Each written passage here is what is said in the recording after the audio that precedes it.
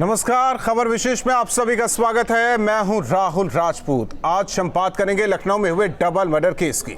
लखनऊ में एक लड़की ने अपनी मां और भाई की गोली मारकर हत्या कर दी। इसके बाद जो खुलासा हुआ वो किसी फिल्मी कहानी से कम नहीं। लड़की ने बताया कि उसे अक्सर भूत दिखाई देता है और वारदात के दिन भी उसे भूत दिखा था, जिसके बाद ही उसने गोली चलाई। वहीं लड़की के डिप्रेशन में होने की बात भी सामने आ रही है। इस खास चर्चा में डबल मर्डर के भूत कनेक्शन को जानने की कोशिश अपने मेहमानों से करेंगे, साथ ही डिप्रेशन से बचने के उपायों पर भी चर्चा करेंगे। लेकिन उससे पहले एक रिपोर्ट देखिए।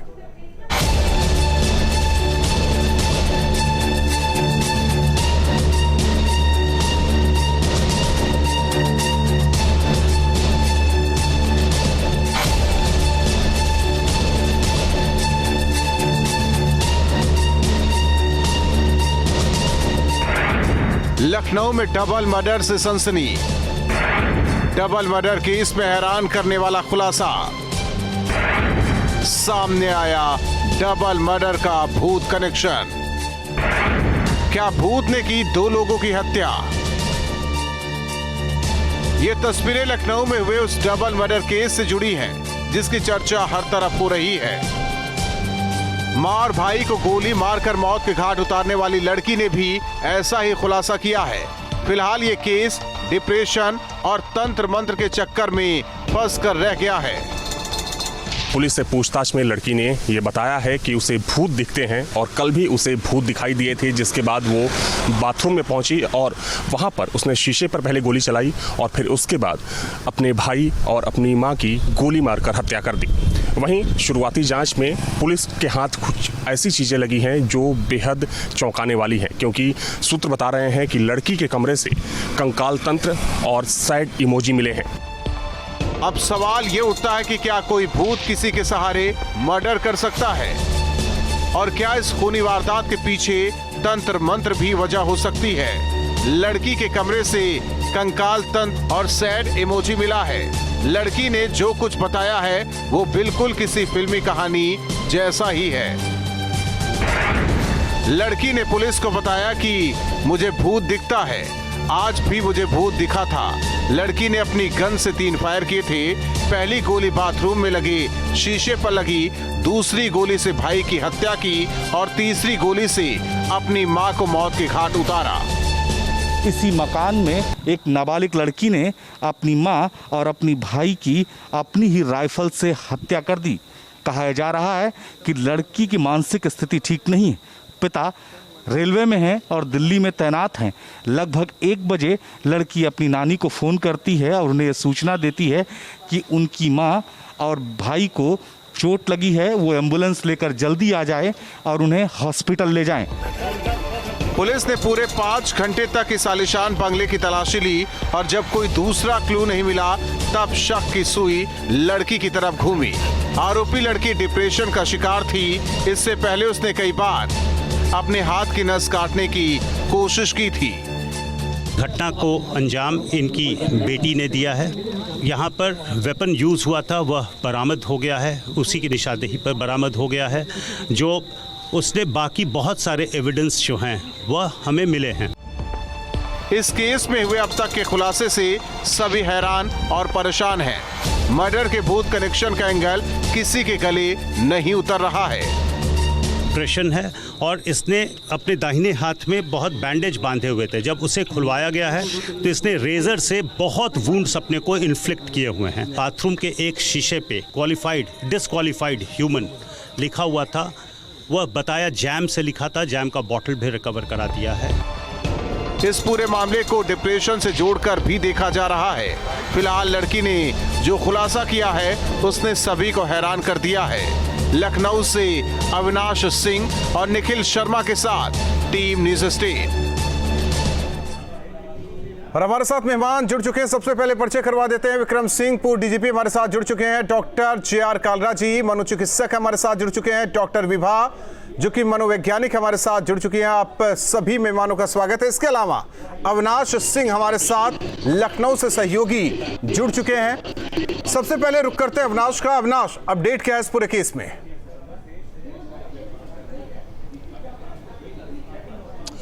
देखिए राहुल, चूंकि लड़की अभी भी चूंकि देखा जाए तो उस घर में है और माना जा रहा है कि पुलिस की हिरासत में है, लेकिन लड़की ने जो खुलासे किए हैं वो बेहद चौंकाने वाले हैं। लेकिन जिस तरीके से राहुल, अगर हम पूरी घटना पर गौर करें और बाथरूम में जो वर्ड्स लिखे हुए थे, यानी कि लड़की के द्वारा डिस्क्वालिफाइड ह्यूमन, इससे ये साफ हो जाता है कि कहीं ना कहीं लड़की की जो मानसिक स्थिति है वो ठीक नहीं है। क्योंकि कल जब पुलिस उस घर के अंदर गई इस वारदात के बाद, तब लड़की ने कई अजीबोगरीब कहानियां बताई पुलिस को, और पुलिस के सूत्र बता रहे हैं कि पहले पुलिस को यकीन नहीं हुआ, लेकिन बाद में जिस तरीके से जब ये पता चला कि बाहर से कोई शख्स नहीं आया है, तो वैसे में लड़की के ऊपर शक गया। फिर पुलिस ने कई बार लड़की से बातचीत की और तब जाकर लड़की ने ये बात कबूली कि उसी ने अपने भाई और माँ को गोली मारकर हत्या कर दी है। हालांकि ये काफ़ी चौंकाने वाले तथ्य हैं कि लड़की ने कहा है कि उसे भूत दिखाई देते हैं, और उस दिन भी यानी कि कल भी उसे भूत दिखाई दिया था। हालांकि जानकारी में बात सामने आई राहुल की मानसिक तौर पर ये लड़की थोड़ी सी परेशान थी और इसका इलाज भी किया जा रहा था। हालांकि पुलिस पूरे मामले की छानबीन कर रही है, जांच कर रही है, लेकिन कहीं ना कहीं देखा जाए तो प्रथम दृष्टया जो शुरुआती जांच हुई है अब तक की इस पूरे मामले को लेकर, उसमें ये बात साफ हो गई है कि लड़की की मानसिक स्थिति ठीक नहीं थी। ठीक, विक्रम सिंह जी का रुख करते हैं। विक्रम सिंह जी, ऐसे केस को लेकर क्या कहेंगे? हालांकि ये आप पहले ये लगा कि आखिर हुआ क्या, क्योंकि हाई प्रोफाइल ये केस, माँ और बेटे की हत्या की जाती है। हालांकि पुलिस अपनी तफ्तीश जब शुरू करती है और अंत तक पहुंचती है तो कुछ और ही निकलकर सामने आता है। ऐसे केस को लेकर क्या कहेंगे? देखिए, मैं ये निवेदन करूंगा कि इसमें आर्म्स को लेकर के, क्योंकि बच्ची के पास 22 बोर की राइफल थी, ये भी बताया जाता है कि वो शूटिंग प्रैक्टिस और शूटिंग कंपटीशन में भाग लेती थी। लेकिन अगर कोई मेंटल प्रॉब्लम की कोई दिक्कत थी तो उसके बारे में पेरेंट्स को, जो घर के बड़े बुजुर्ग हैं, उनकी जिम्मेदारी थी। और आर्म्स लाइसेंस का ये प्राविधान भी है कि जो लाइसेंसी है, दिमागी संतुलन और क्रोध और आक्रोश के अगर कोई है तो उसको कब्जे में ले लेना चाहिए था हथियार। और ऐसी परिस्थिति में हथियार चाहे पुलिस में भी क्यों, अगर हम देखते हैं कि कोई मानसिक कोई अवसाद से कोई ग्रस्त है, तुरंत उसके हथियार और कारतूस जब्त कर लिए जाते हैं। वर्तमान परिस्थितियों में भी घर के बुजुर्गों की जिम्मेदारी थी कि हथियार अपने लेकर के बच्ची का अच्छा इलाज कराते हैं। इस प्रश्न का ज्यादा उत्तर डॉक्टर विभा और डॉक्टर कालरा दे सकते हैं, लेकिन पुलिस और कानून व्यवस्था के दृष्टिकोण से मैं यही कहूंगा बड़ी विनम्रता के साथ कि बच्ची के पास हथियार और कारतूस रखने का कोई औचित्य नहीं था। और अगर बच्ची इतनी ज्यादा अवसादग्रस्त थी तो उसकी चिकित्सा पहले होनी जरूरी थी। लेकिन आर्म्स एक्ट के प्राविधान और जो बेसिक सावधानी होती है उसमें कदाचित चूक के कारण यह दुर्घटना हुई, जिसका मैं समझता हूं सभी को क्षोभ और कष्ट होगा। Doctor JR. कालरा जी, आप मनोचिकित्सक हैं, इस केस को देखकर क्या कुछ कहेंगे? काउंसलिंग सही से नहीं हुई, या जिस डिप्रेशन से वो गुजर रही थी उसे समझ पाने में जहां इलाज चल रहा था वो उन डॉक्टर को भी समझ में नहीं आया या परिवार वालों को समझ में नहीं आया कि इस फेज से इस लड़की को कैसे निकाला जाए?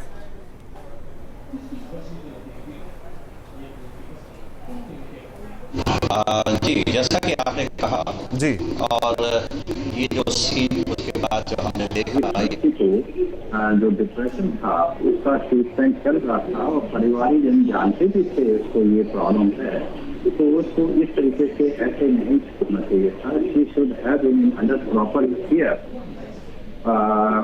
ऑब्जर्वेशन में रहना चाहिए डॉक्टर को। और मैं एक चीज आपको बताऊं, मनोचिकित्सक होने के नाते कि इस बच्ची को टिपिकल डिप्रेशन नहीं था। ये एक एंटिटी होती है डेल्यूशनल डिप्रेशन, जिसमें डेल्यूजन्स की होने लगते हैं, चाहे वो हेलुसिनेटरी आवाजें आती हैं ऑडिटरी या ऑल फैक्ट विजुअल हेलुसिनेशन होने लगते हैं, जैसे उसे कहा मुझे भूत दिखाई देते हैं या उसको आवाजें आती हों। और कभी कभी ये लोग इतने एजिटेटेड हो जाते हैं, इतने इम्पल्सिव हो जाते हैं, इतने एक्साइटेड हो जाते हैं। तो मैं इसको कनेक्ट करना चाहूंगा कि ये टिपिकल डिप्रेशन ना होके डेल्यूजनल डिप्रेशन एक एंटिटी हम लोग पहले यूज करते रहे हैं, या एक साइकोटिक डिप्रेशन कैटेगरी में आता है। और ये मोर सीवियर, ये ज्यादा सीरियस एक डिप्रेशन होता है।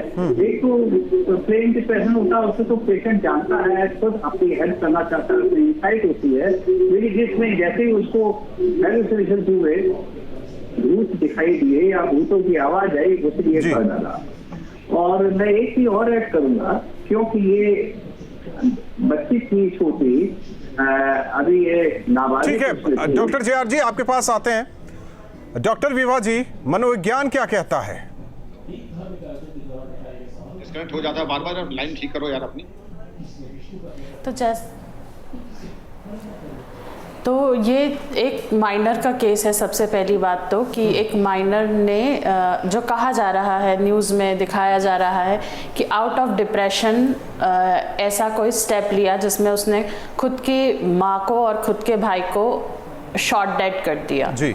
तो डिप्रेसिव टेंडेंसीज में जैसा कि डॉक्टर कालरा सर बता रहे थे कि डिप्रेशन के साथ साथ भी और कंडीशन है, ये प्योर क्लिनिकल डिप्रेशन तो है, हो सकता है, क्योंकि अभी उस लड़के की कोई भी पूरी तरह से मनोवैज्ञानिक जांच या कोई भी मनोवैज्ञानिक परीक्षण नहीं हुआ है। तो जो हम सुन रहे हैं न्यूज़ में, it might be a case of depression, but along with कभी कभी जब हमें कमांडिंग हैलुसिनेशंस आते हैं, जैसे डॉक्टर कालरा सर ने कहा कि कानों में आवाज़ें आती हैं, लोग दिखाई देते हैं जी, तब भी हम ऐसा कर देते हैं। अगर किसी पेशेंट को कानों में आवाज़ें आ रही हैं, उसे मार दो, तो पेशेंट उस चीज़ से डील करने के लिए, बिकॉज वो काने में आवाज़ें इतनी स्ट्रॉन्ग होती हैं या वो विजुअल हैलुसिनेशन इतने स्ट्रॉन्ग होते हैं कि उसको डील करने के लिए वो पेशेंट उस चीज़ को, एक्ट को कमिट कर देता है।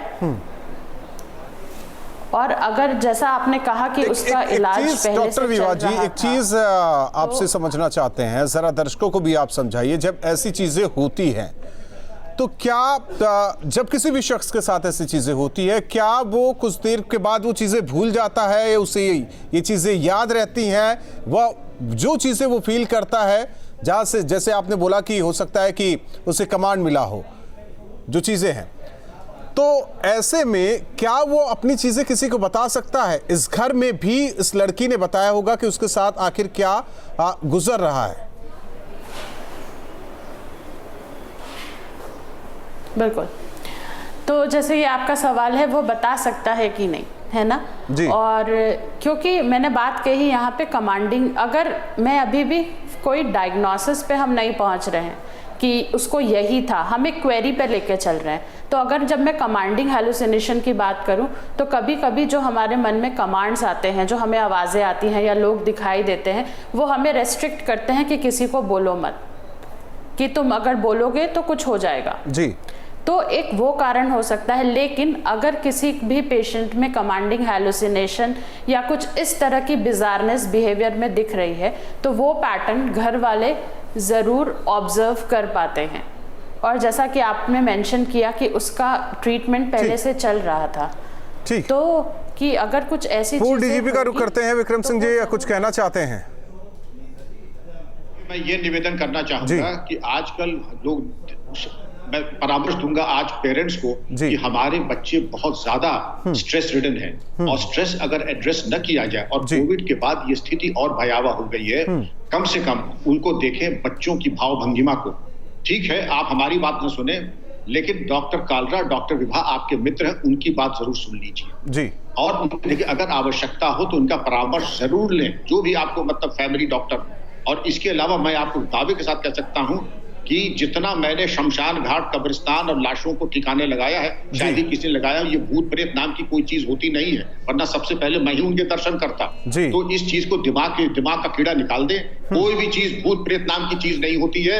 अगर आपके मन में, जैसे स्वामी विवेकानंद का, अगर इस प्रकार के भ्रम आते हैं, तो अच्छी नींद लीजिए, अपना इलाज कराइए, अच्छा खाना खाइए और आराम कीजिए। आराम सुकून के बाद परिवार वाले साथ दें, अगर डिप्रेशन के दौर से जी, हाँ, ये अहम है। साथ परिवार वालों को स्नेह के साथ, प्रेम के साथ, और बिना हंसी उड़ाए, बिना उपहास किए, बच्चों के साथ संवेदनशीलता के साथ इसको व्यवहार करें। डॉक्टर विभा, डॉक्टर कालरा साहब मौजूद हैं। Doctor JR. कालरा जी, ये 1-2 दिन से चल नहीं रहा होगा, कई महीने से, हो सकता है कि 1-2 साल से ये चल रहा होगा, जिस डिसऑर्डर से वो गुजर रही है वो लड़की। हालांकि देखिए, ये केस हो गया, लेकिन अब आगे क्या? क्योंकि ऐसे केस सामने ना आए, कहीं परिवार को क्षति हो, कहीं अपनों को क्षति हो, जो इस केस में हुआ। जी, क्या आपने बिल्कुल ठीक कहा, और मैं इस विषय में समाज को आगाह करना चाहूंगा कि आजकल, क्योंकि न्यूक्लियर फैमिलीज जॉइंट फैमिलीज में होती थी, एक दूसरे को केयर करते थे, उसका एक अभाव हो गया है। सब एक बिजी लाइफ उसमें चले गए हैं और बच्चे अकेले रह जाते हैं, तो बच्चों के साथ प्रॉपर इंस्ट्रक्शन होना चाहिए, पॉजिटिव इंस्ट्रक्शन।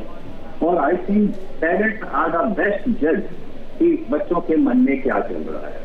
अगर बच्चों के मन में थोड़ा भी निराशा चल रही है, डिसअपॉइंटमेंट या फ्रस्ट्रेशन टाइप का हो रहा है, तो ऐसे बच्चों को वो अपने लेवल पे भी काउंसलिंग करें। और अगर वो समझते हैं कि वो काउंसलिंग काफी नहीं है, तो डेफिनेटली उनको एक मनोचिकित्सक या जैसे हमारे साइकोलॉजिस्ट बैठे हैं, बीमारी बैठे हैं, ऐसे लोगों से संपर्क करना चाहिए। और मेरे पास ऐसे बच्चे बहुत आते हैं। आजकल कुछ पेरेंट्स बड़े कॉन्शियस हैं, वो देखते हैं कि बच्चा पढ़ नहीं रहा, अकेला रहना चाहता है, किसी भी बात नहीं करता, बड़े शॉर्ट टेम्परनेस। जी, आजकल इम्पल्सिवनेस बहुत बढ़ गई है बच्चों में, इनटॉलरेंस बहुत बढ़ गई है, ये देखा जा रहा है। नहीं, बहुत कॉजेज तो बहुत है, डिप्रेशन में जाने की वजह बहुत है, उससे निकलने के उपाय बहुत कम है, और उन उपायों को माता पिता को सोचना चाहिए, परिवारजनों को सोचना चाहिए। हालांकि अविनाश, एक सवाल आपसे ये भी है कि इस पूरे केस में क्या किसी मनोचिकित्सक की मदद ली जा रही है?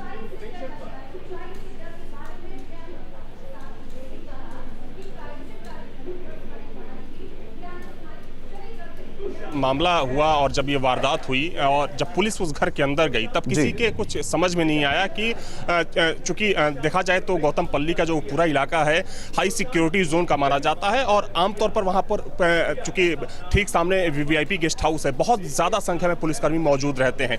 तो वैसे में जब पुलिस गई, वहाँ के नौकरों से पूछताछ हुई, तब ये बात सामने आई कि यहाँ पर कोई ना तो पिछले कुछ समय से कोई आया है और ना ही कोई बाहर गया है।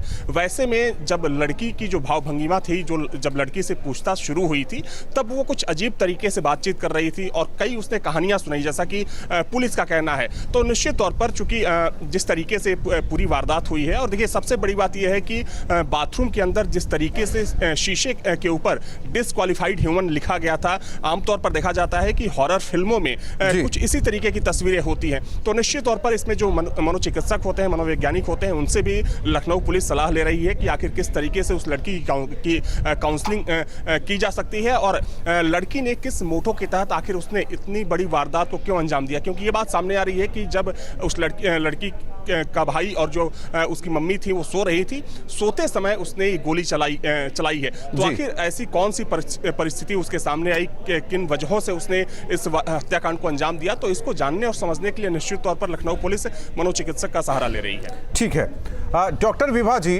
कल से आज तक आपने इस पूरे न्यूज़ को, इस खबर को स्टडी किया होगा, क्या कुछ आप अहम पाती हैं?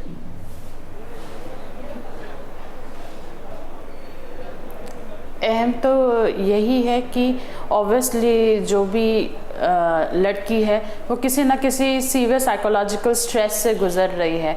अभी हम केवल लड़की में नहीं कह सकते हैं कि हाँ, आसपास का इन्वायरमेंट, जैसे कि कोई भी साइकेट्रिक इलनेस होने के लिए बायोलॉजिकल, साइकोलॉजिकल और सोशियोलॉजिकल फैक्टर्स तीनों कंट्रीब्यूट होते हैं। तो कहीं ना कहीं जो चीज़ है, एक जो साइकोलॉजिकल पर्सपेक्टिव की आप बात कर रहे हैं, तो मुझे लगता है कि ओवरऑल साइकोलॉजिकल पर्सपेक्टिव और आसपास की चीज़ों को भी मॉनिटर करना ज़रूरी है। डिसक्वालिफाइड ह्यूमन अपने आप में कहीं ना कहीं एक बहुत अलग चीज़ को बताता है कि अगर वो डिसक्वालिफाइड वुमेन है और वो लिखा नहीं है कि ह्यूमन उसने डिसक्वालिफाई किसको किया है, एज अ ह्यूमन खुद को किया है या अपने पेरेंट्स को किया है, तो वो डिसक्वालिफाइड ह्यूमन ही एक बहुत बड़ा टर्म है जिस पर अगर हम मनोचिकित्सक रूप से छानबीन करें तो बहुत सारी चीज़ें जो हैं वो पता चलेंगी। जाहिर तौर पर विक्रम सिंह जी, हालांकि इस केस में एक चीज़ भी सामने निकल कर आई है, कई बार इस लड़की ने जान देने की कोशिश भी की। जाहिर तौर पर बहुत सारी चीज़ें परिवार वालों को पता होंगी, ऐसा नहीं कि पता नहीं होंगी, तो क्या पुलिस से संपर्क करना चाहिए था? साइकेट्रिस्ट के साथ साथ पुलिस से भी संपर्क करना चाहिए था कि ये लड़की बार बार कोशिश कर रही है सुसाइड को लेकर? जी बिल्कुल, बहुत कुछ करना चाहिए था। साइकेट्रिस्ट पहली प्राथमिकता, दूसरी प्राथमिकता पुलिस जो उनको परामर्श देते कि आपके घर में हथियार तो नहीं है, धारदार हथियार तो नहीं है, फायर आर्म्स अगर है तो उनकी कस्टडी किसके पास और कितनी सुरक्षा से रहनी चाहिए। पुलिस वाले ये भी परामर्श देते कि जो आजकल आप खुद देखें, मैं बड़ा स्तब्ध रहता हूँ, भूत प्रेत विशेषांक करके जो चैनल चल रहे हैं इनको कम से कम प्रतिबंध रहना चाहिए। इतनी भारी कीमत समाज ने दे दी है, कई चैनल, प्रतिष्ठित चैनल भूत प्रेत विशेषांक, और नेट के ऊपर जाइए तो प्लैंचेट आदि में और प्रकाश नहीं डालूंगा, क्योंकि उससे गलत संदेश बच्चों में और औरों में जाता है। जी। इस तरीके की चीजें अगर बच्चे देख रहे हैं तो ये खतरे की घंटी है। अगर बच्ची ने आत्मघात करने का प्रयास किया, खतरे की तो घंटी थी, स्पष्ट संकेत था कि बच्ची के चिकित्सक के यहाँ जाना और पुलिस से परामर्श लेने का समय था और ये हो जाना चाहिए, तो शायद ये त्रासदी बच जाती। अब तो खैर जो हुआ उसकी भरपाई तो नहीं हो सकती है, लेकिन इससे कम से कम पूरा सामाजिक नसीहत लेने की, भूत प्रेत विशेषांग, ब्लाइंड चिट और इस तरीकों की बातों से अपने बच्चों को बिल्कुल उसके नजदीक न जाने दें। उनकी नेट सर्फिंग के बारे में जरा सा सावधानी बरतें और जो प्रोग्राम देख रहे हैं कम से कम अगर उन चैनलों को डिस्कनेक्ट भी करा दें तो कोई बुराई नहीं है।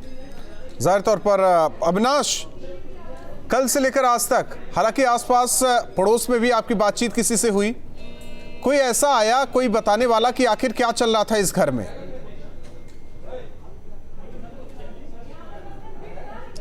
देखिए राहुल, सबसे पहले बता दें कि जिस घर में ये पूरी वारदात हुई है, ये घर इंडियन रेलवे के एक बहुत बड़े अधिकारी का है और कई हजार वर्ग मीटर में ये पूरा, कई 100 स्क्वायर फीट में ये पूरा घर है। एक बहुत बड़ी बाउंड्री वॉल है, चूंकि जो वीवीआईपी गेस्ट हाउस है लखनऊ का, चौराहे के ठीक बगल का घर है, तो आमतौर पर उसमें जो काम करने वाले नौकर थे उन्हीं को अनुमति मिलती थी अंदर जाने की। तो आस पड़ोस में ऐसा कोई घर नहीं है जिससे कि बातचीत हो सके। लेकिन जैसा कि शुरुआती जाँच में जो चीज़ें पता चली है और जो पुलिस के सूत्र हैं वो बता रहे हैं कि पहले ऐसी कोई बात नहीं थी। हालांकि ये बात अब साफ हो चुकी है कि इस लड़की ने कई बार अपने हाथ का नस काटने की कोशिश की है, क्योंकि जब कल पुलिस पहुंची थी तब इस लड़की ने एक शॉल ओढ़ रखा था और अपने हाथ को बार बार वो छुपाने की कोशिश कर रही थी।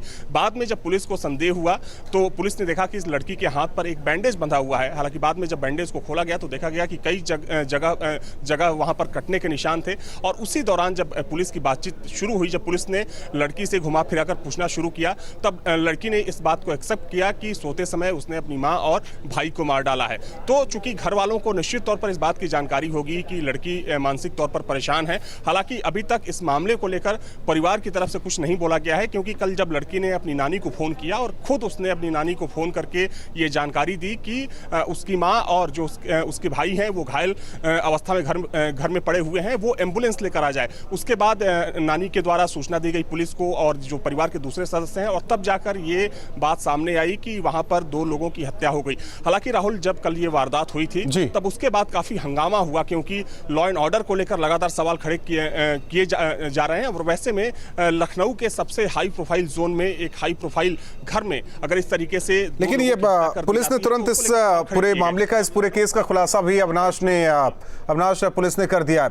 एक मैसेज डॉक्टर विभा इस प्लेटफॉर्म के जरिए, न्यूज स्टेट के जरिए दर्शकों को।